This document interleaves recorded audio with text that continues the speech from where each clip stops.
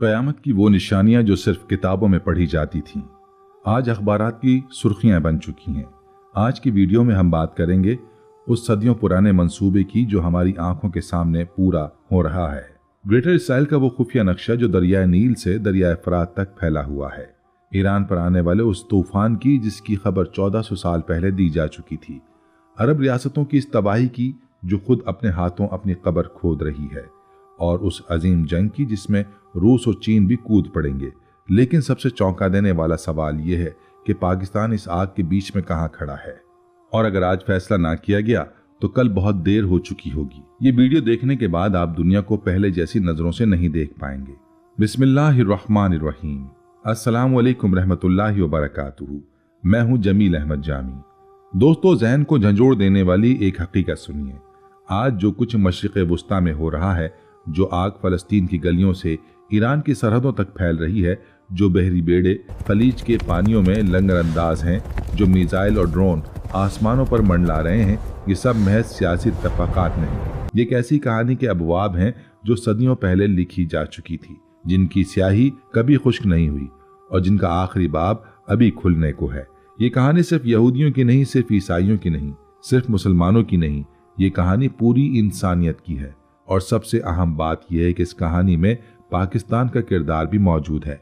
चाहे हम इसे कबूल करें या ना करें, चाहे हम तैयार हों या ना हों, ये वो हकीकत है जिसे समझना आज हर मुसलमान के लिए ज़रूरी हो चुका है और जिसे नज़रअंदाज करना शायद मुमकिन ना रहे। आज से हज़ारों साल पहले जब दुनिया के नक्शे पर रियासतों की सरहदें खून से खींची जाती थीं, एक वादा किया गया था। ये वादा तौरात में दर्ज है। ओल्ड टेस्टामेंट की सतरें इसे आज भी अपने अंदर समोए हुई हैं। तीनों इब्राहिमी मज़ाहिब, इस्लाम, यहूदियत और ईसाइयत, इस एक नुक्ते पर मुत्तफिक हैं कि एक वक्त आएगा जब एक आलमी हुकूमत कायम होगी, एक मसीहा आएगा और ज़मीन पर एक नई सियासी और रूहानी निज़ाम वजूद में आएगा। इख्तलाफात सिर्फ इस बात पर है कि वो मसीहा कौन होगा, निजात दहंदा या फरेब दहंदा। और ये इख्तलाफ कोई मामूली इल्मी बहस नहीं, ये वो बुनियाद है जिस पर आज पूरी आलमी सियासत खड़ी है, जिस पर जंगें लड़ी जा रही हैं, जिस पर सल्तनतें बनाई जा रही हैं और मिटाई जा रही हैं। इस दास्तान को समझने के लिए हमें तारीख की गहराइयों में उतरना पड़ेगा। जब बख्त नसर बाबिल के अजीम फातेह ने यरूशलेम पर हमला किया तो उसने महज एक शहर फतह नहीं किया, उसने कौम की रूह को तोड़ने की कोशिश की। लाखों यहूदियों को तहत-ए किया गया और जो बच्चे वो काबिल कारीगर थे, बढ़ई, लोहार, सुनार, दस्तकार, उन्हें कैदी बनाकर बाबिल ले जाया गया। यरूशलेम जो सहरा के सीने पर एक छोटा सा नखलिस्तान था, उजाड़ दिया गया।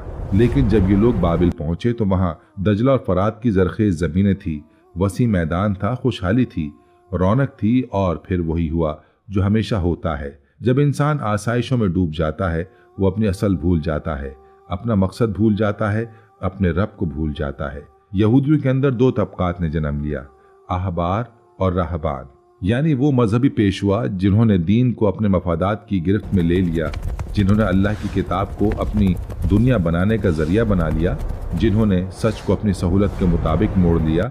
उन्होंने कहा कि यहाँ बाबिल में रहना हमारा हक है, यरूशलेम वापस नहीं जाना। उस खुश्क और बेरंग जमीन पर क्यों लौटें जब यहाँ सब कुछ है। अल्लाह ताला ने उनकी तरह पैगंबर भेजे जो उन्हें सीधे रास्ते पर लाना चाहते थे, जो उन्हें उनकी असल याद दिलाना चाहते थे। लेकिन कुरान की आयत गवाह है कि वो नाहक अंबिया को कत्ल करते रहे। फिर नबी आए जिन्हें अल्लाह ने खुशखबरी देकर भेजा था कि वापस यरूशलेम चलो, वहाँ तख्ते दाऊद पर एक आलमी हुकूमत का क़याम होगा, अल्लाह का वादा पूरा होगा। लेकिन उनकी कौम ने क्या किया? उन्होंने उस नबी को आरे से दो हिस्सों में काट दिया। ये सोचकर रोंगटे खड़े हो जाते हैं कि जिस कौम ने अपने नबी को आरे से ज़िबा किया, जिस कौम ने अल्लाह के पैगंबरों को नाहक कत्ल किया, वो आज अखलाकी अथॉरिटी का दावा कर रही है। आज ये कह रही है कि सरजमीन हमारा हक है, यह हमारा वादा है। फिर तारीख का पहिया एक गैर मुतवक्के मोड़ पर आया। ईरान का अजीम बादशाह साइरस आजम उठा। उसने बाबिल की पूरी तहजीब को खाक पे मिला दिया और जब वो फातेह बनकर आया तो उसने यहूदियों से कहा कि यहाँ से निकलो, वापस अपनी सरजमीन पर जाओ। यहूदियों को वापस यरूशलेम भेज दिया गया और फिर अल्लाह तबारक व तआला ने एक ऐसा पैगंबर भेजा जिसकी मिसाल पूरी इंसानी तारीख में नहीं मिलती। सैयदना ईसा अलैहिस्सलाम, वो बगैर बाप के पैदा हुए, बचपन में कलाम किया, मुर्दों को जिंदा किया, अंधों को बीनाई दी, कोढ़ियों को शिफा बख्शी। हर निशानी जो कभी किसी नबी को दी गई थी उससे बढ़कर उन्हें दी गई। वो अल्लाह की रहमत बनकर आए थे इंसानियत की रहनुमाई के लिए, लेकिन वही मजहबी तबका जो सदियों से साजिशों में मुलव्विस था, जो अपनी दुकानदारी बचाने के लिए हर हद पार कर चुका था, वो हज़रत ईसा के खिलाफ खड़ा हो गया, क्योंकि आप उनके बनाए हुए निज़ाम फरेब को तोड़ने आए थे, उनकी झूठी अलमदारी को चैलेंज करने आए थे, अवाम को उनकी गिरफ्त से आज़ाद कराने आए थे। उन्होंने रोमन गवर्नर के कानों में जहर भरा कि ये शख्स हमारा मजहब तबाह कर रहा है, इसे सूली पर लटका दो। उनकी ये चाल दो मकासद के लिए थी।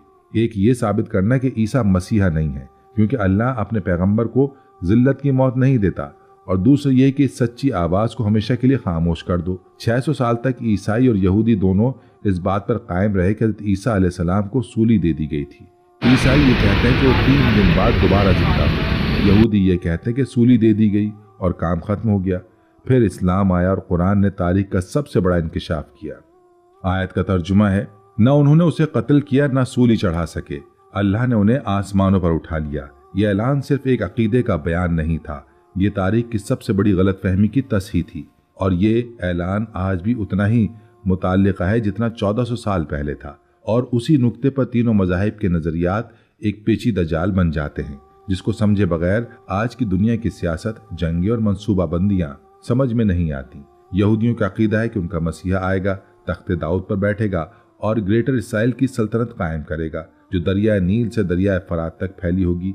इस अकीदे की जड़ें किताब दानियाल और यसीयाह में हैं, और इसी बुनियाद पर वो कहते हैं कि पूरी ज़मीन हमारा हक है, यह हमारा वादा है, यह हमारा मुकद्दर है। ये सिर्फ एक कौम का ख्वाब नहीं, ये एक ऐसा अकीदा है जिसके गिर्द पूरी आलमी सियासत का ढांचा बनाया जा रहा है, जिसके लिए जंगें लड़ी जा रही हैं, जिसके लिए ममालिक तबाह किए जा रहे हैं। मुसलमानों का अकीदा इसके बिल्कुल बरक्स है।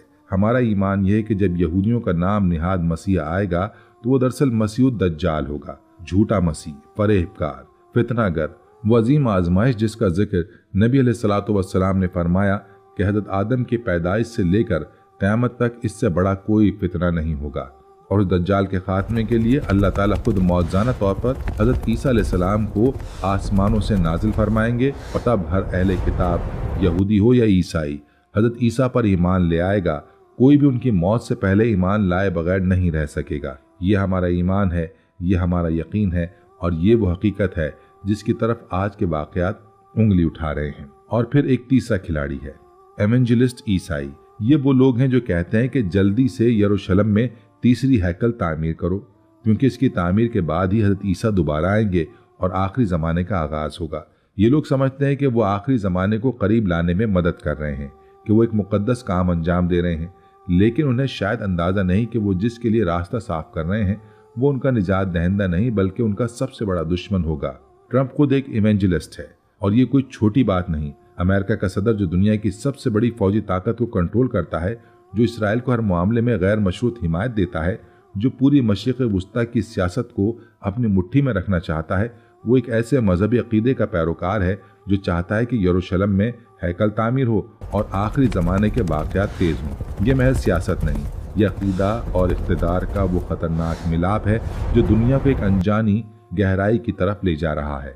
इस पूरी तस्वीर को समझने के लिए हेनरी फोर्ड की वो किताब बहुत अहम है जो आज ममनू है, जो दुनिया के किसी कोने में आसानी से नहीं मिलती, जो 2001 में मलेशिया में छपी तो वहां से भी उठा ली गई, द इंटरनेशनल जियो।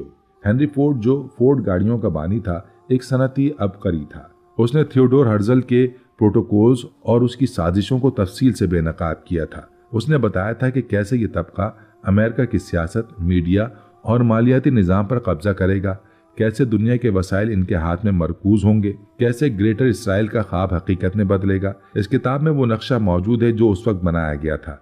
एक तरफ दरिया फरात, दूसरी तरफ दरिया नील, दोनों के दरमियान जो सरजमीन है वो इसराइल की है, क्योंकि हज़रत इब्राहीम अलैहिस्सलाम ने जहाँ से सफ़र शुरू किया और हज़रत मूसा अलैहिस्सलाम जहाँ तक गए, ये सब उनका वादा करदा इलाका है। ये किताब इसलिए बैन की गई क्योंकि इसमें वो सच लिखा है जो ताकतवर लोग दुनिया से छुपाना चाहते हैं।